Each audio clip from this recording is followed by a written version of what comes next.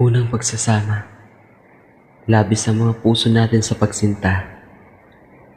Mga puso natin ay sadyang kay ligaya sa isa't isa.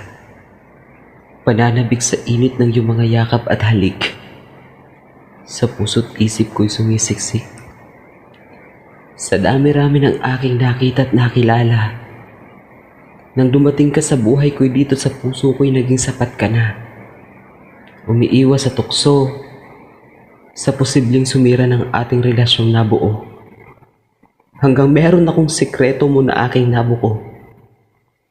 Nang akala ko'y relasyon natin ay napaka-perpekto. Pero matagal mo na pala akong niloloko. Na ang buong akala ko'y pag-ibig mo sa akin ay sagrado pero mali pala ako. Pagkat naniwala ako sa mga iwidika ng bibig mo. Na ang sabi mo'y mahal mo ako. Na ang sabi mo'y mahal mo ako.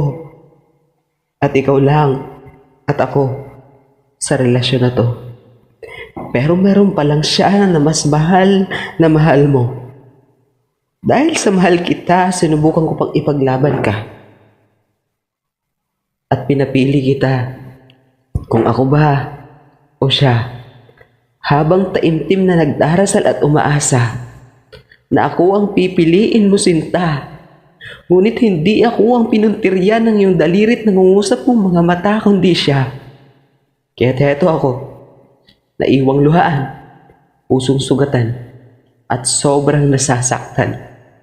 Pero mahal, kahit panahon ko'y iyong sinayang, kahit relasyon natin ay iyon ang winakasan, nagpapasalamat pa rin ako. Nang dahil sa ginawa mo, meron akong natutunan. Pero kahit wala nang tayo, sobrang nagpapasalamat pa rin ako. Dahil ikaw, ang nawawalang kapiraso.